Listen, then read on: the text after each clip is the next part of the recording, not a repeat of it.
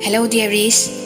Ngasigi wari tangka asi haudrangaygi mangwaynana mayamgi mafamda karigumba amatang ningsingjage. Madudi channel asida 3 days supna wari hapaktabagi maram adu pin comment da haizarabani. Mayamna pin comment dagi oina khangbiro. Announcement amu tawraga mayamgi matam manganjararoi. Hausi wari makha amu mayam punna taminarasi.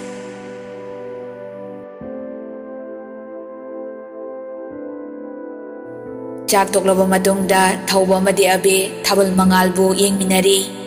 Thabal magi inglaba mangalbu yengda abena da thauba thaubana abe nungsina thabal magi mangalse ngasidi pukning huna phajari. Dana inakta leiraba mikupsida thabal magi phajabasu hengatle. Thaubasu abebu nungsina yengladuna adubu ai thamoida ngaliba nangi maithongi phajaba sinadi thabal magi mangalbu maithiba pirari.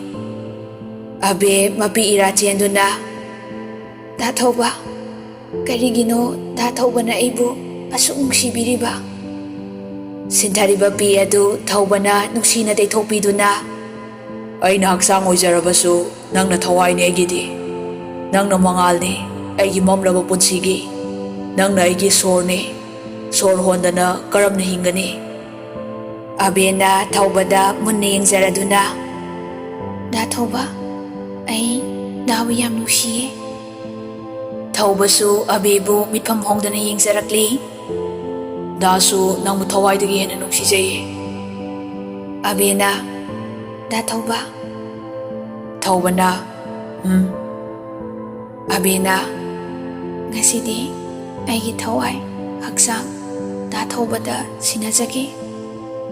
Thauba tapna abe abena da mase aigi nungsibane. Thaubasu abeda nungsini yenglamlaga khutpaiki.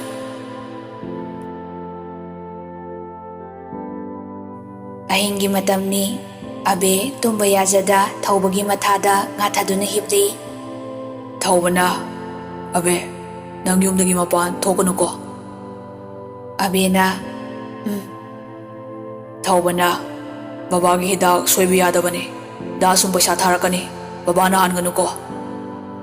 Abena da thauba Thaubana hau abena nangna ay sugyam na nungsibirise kaygino. Thauba naufet tawraga nangna ahanba uhanba mikupto aduda jadu tawsilamlaga. Abena Thaubana hausiti jadu to thamoida pale aduna thauba ise abegi wakhalda pungaw ngawre. Abena hayingdi amu dauba phanglaroi ko.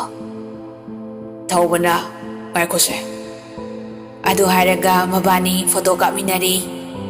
Thaubana tu nang phone dasu ibani gi photo yaure se sumaina yengtoba. Abe nofet tawraga sidi adum yengni. Thaubana abegi maraibakta sina chupiduna abe hojikti ibani gi marakta khenaba ama leitre nangi mitki pi dabu uhanganuko. Abena Thaubana ngasidi dagi thamoy kainoma tawi nangbu mikup amata ithadagi thadokningdre. Abena da thauba ai dabu ngairamganiye. Thaubana dasu kanna honagani masi pumnamakse nangdagini. Asumna makoy ani wari sana na nungankiba khangaude.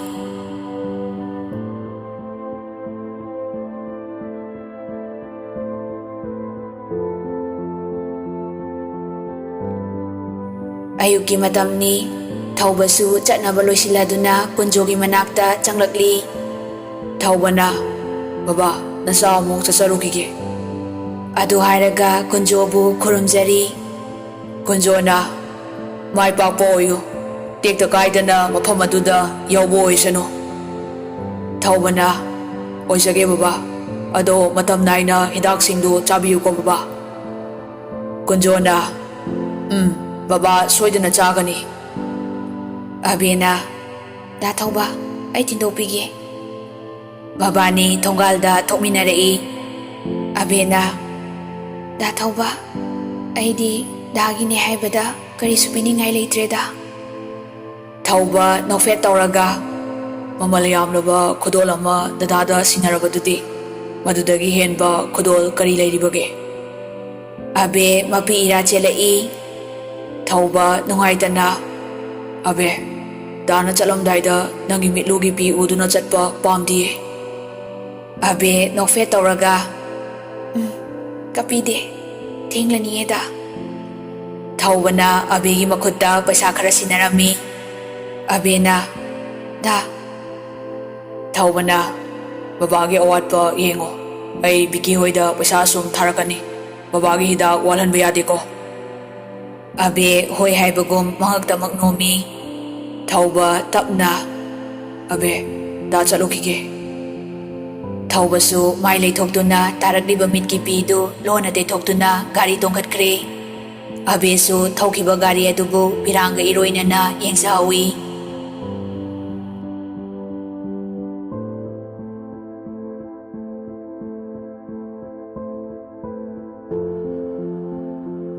Numit kharani haukre. Nongma abe chak thongge tauringai masadu oning tauraduna phuk haugatli. Makoktu ngauraduna phat phamdai. Masada chingnabanasu masing hengalakli. Aina khaliba asibu chumlam natra. Chingnabana thanduna singdu satoklamlaga yenakhada thoklai. Khudak aduda thaubada call tawi. Thaubana, abe, kadoroge, chak charbo. Abena, loidriye da thauba. Thaubana, kadore ngasidi thengina. Babagi hidak matam thengkini ko. Abe tapna, da thauba. Thaubana, hau, kadoroge. Abena, da thauba. Aina chingnariba se soidana oiramgani haiba ai khangle. Thauba ngakna, karibuno nangna hairise. Abena, da thauba. Ai da thaubana piramba nungsibagi mariduna laksilladuna khudolado phanglare. Thauba ngakna, abe. Abena, da thauba. Ai mama amagi mingthol soidana phanglagani. Thaubana, ha, mama. Abena, Thauba tapna. Abe, hosi nang kari khalibage. Abena, karibano da thaubana hainingliba dubo. Thaubana, angang ado manganaba tawkro. Thaubagi wahaidu tazaraga abe pirangtana thumatli. Abe warauna. Da thauba, karino dana haibiriba. Ai madu kaidongda yaba ngamloi. Mase dagi ahanba phangjaba nungsi khudolni. Thauba nungaitana. Dasu angangdo manganba pamdi. Adubu. Abena, adubu kaitorabageda. Thaubana, nang nupini. Dadi hosik tholopusu yakiroi. Tha marida ngaire dagi loigedaba. Abe, nang wana leiba da yengba ngamloi. Matungdasu matam yam leiri kedobage. Abe nofet tauraga. Da, ai karisu waruye. Thauba tapna. Abe. Abena, thamari khaktabo ai dabu ngairamge. Thaubana, tasengna nang wadi waroi ko. Abena, waruye-da. Thaubana, fare, nang nasu mangansi yadrabanina. Ado nang khara lapa hospital amada wari sanaw. Hospital yaubaga dada phone toro. Da doctor singduga wari sanage. Abena, hoida. Thaubana, nasadi wahan gan ko abe. Da pisa tharake. Nang bababasu phajana senaw ko. Abena, hoida. Thaubana, khabadi laktraba. Abena, mamagi mapamda chatki hai. Lairasu ai mapan thoktreda. Thaubana, thokano. Dasu yung heg yauba ahanba numittu magtada. ꯅꯪꯕꯨ ꯌꯨꯝꯗ ꯄꯨꯁꯤꯟꯒꯅꯤ. Abe tapna. Da Thauba, aibudi thadokpiganu ko. Thaubana, karino nangna hairibadubo? Da saraklora. Abe na, oinajabani. Thaubana, ha, ibema, thamoigi mabema, cho, chakto, hana loisiloro. Baba lambada yaramaroi. Abe na, babada nate, aisuni. Thaubana, ado, isagisu yauna khara yamna chawko. Abe na, mapa oina khara yamna chabiyo. Aidi noiba ngamjararoi. Thaubana, ha, masidi angangbada namjaro. Abe na, namagi koda. Thaubana, phone thamlaba matung Thauba wakhal mon khalli. Aibu karamna angangdo waramlaga kaihanba. Pare, thokpa ma laksarani. Abebudi kapanba yade.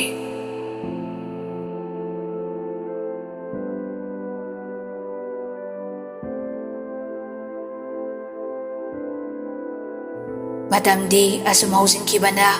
Thaubasu mana tamjariba du loisinjaduna hayeng tangairi tholakadaba. Abesu Thauba tholaklani khanbada kayada wakal nungaijariba.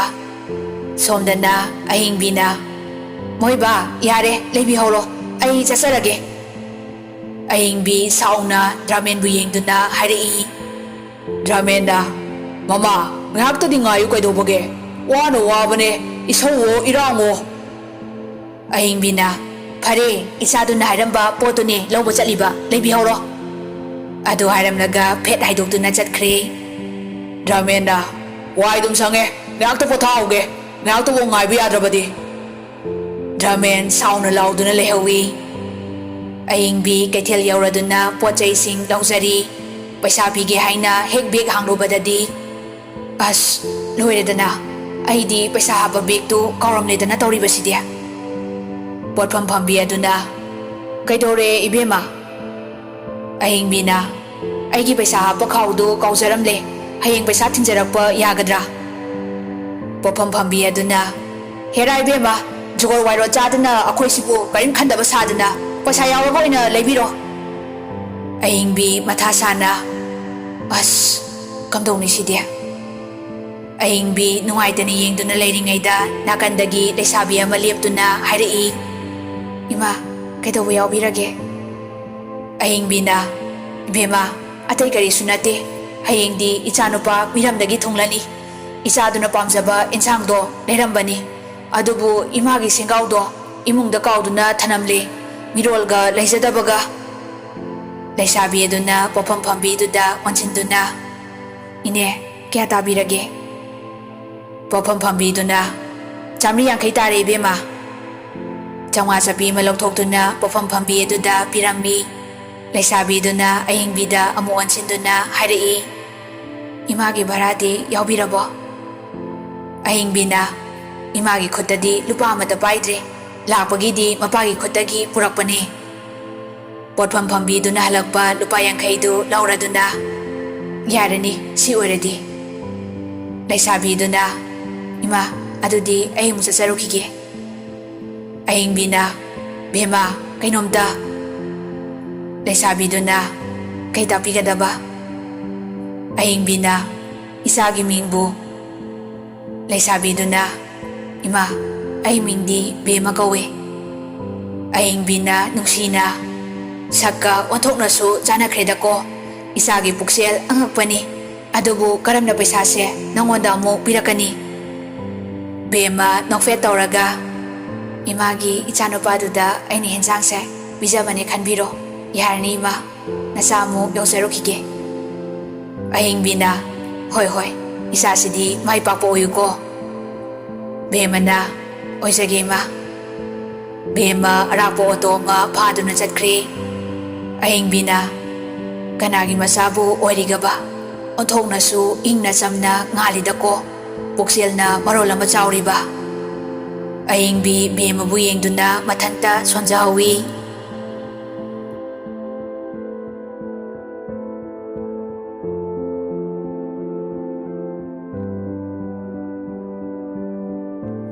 Somdana, Abe mapagi manakta sanglagtuna, Baba, kay saningi. Kunjona, babadi karisu chaningdreda. Abe na, Baba, amta di hayo. Kunjona, borado khara chaningi.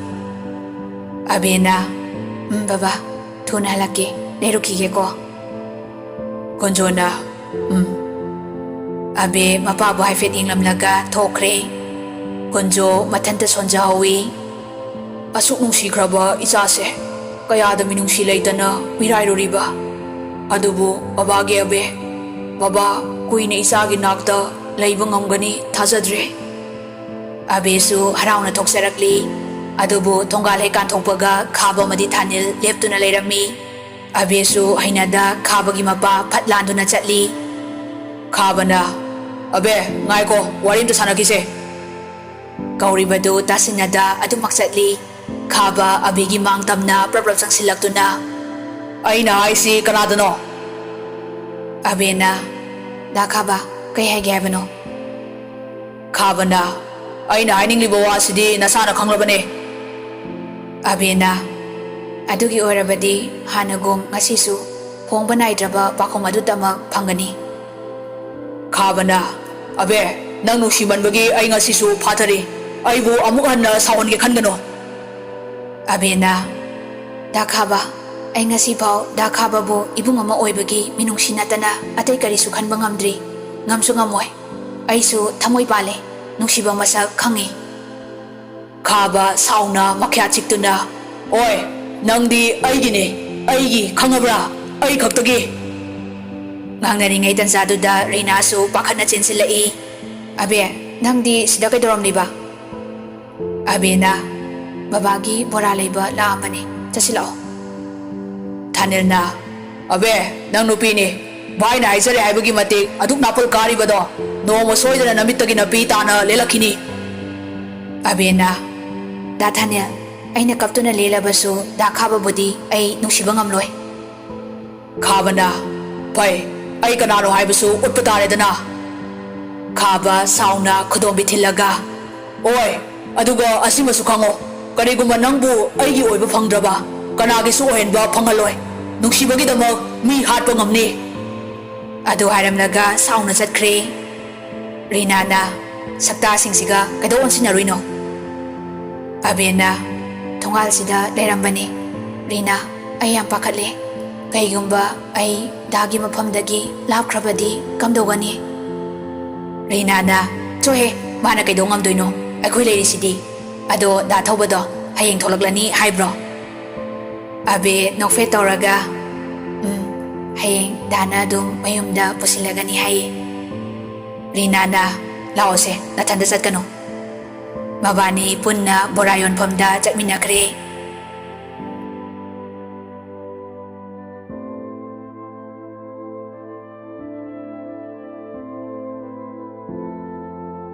Somdasu thauba harauna mapot masai loisinjari. Vikina, bhai nang idi phasana kaibo nang su yaudradi bitkaloi Thaubana, matangnane bhai. Vikina, nate 3 days muktang chonthabada nang siradraba. Thauba nokfet toraga. 3 days to aidi 3 years ka manare. Itudo uningbana yadre bungo. Vikina, natudo kasuseloye nangni. Thaubana, ibo nana khangdaba yamle yum hek yobaga chensiladone. Vikina, karan yam tarura braba noma ningol moa oikibadagi.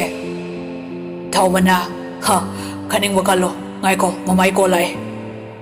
Phone tu paikhaladuna. Hello mama. Dramena, namana tene nangna namada nuksibro. Noma tahana baba haina su kaudana. Thaubana, baba gi karan sidi mamana toina tawpaduda haibani. Dramena, napona sai loisilabo. Thaubana, loire papa. Dramen noktuna, ha yam nokningba paw ama leirene. Thaubana, kai pawna papa. Dramen noklaga, ha namado ngasai isau lang dana bazarda nangi chanaba leibane na chatkre. Ha Aduga paysa yaumdrena laysabi amana pibireye. Thaubasu mapagi wahaidu tabada noklaga. Ha, khoi ma sidi mi paysa dubu kamai toba. Ramena, mi su upai leita nasanupa duda pisa birona thanamedana. Thauba isisina noklaga. Ha, khoi ma si suba laidrasu ko toke de. Ramena, adune aina su hairibase. Fare fare, adudi nangsu thamjaro ko. Thaubana, Hoi baba.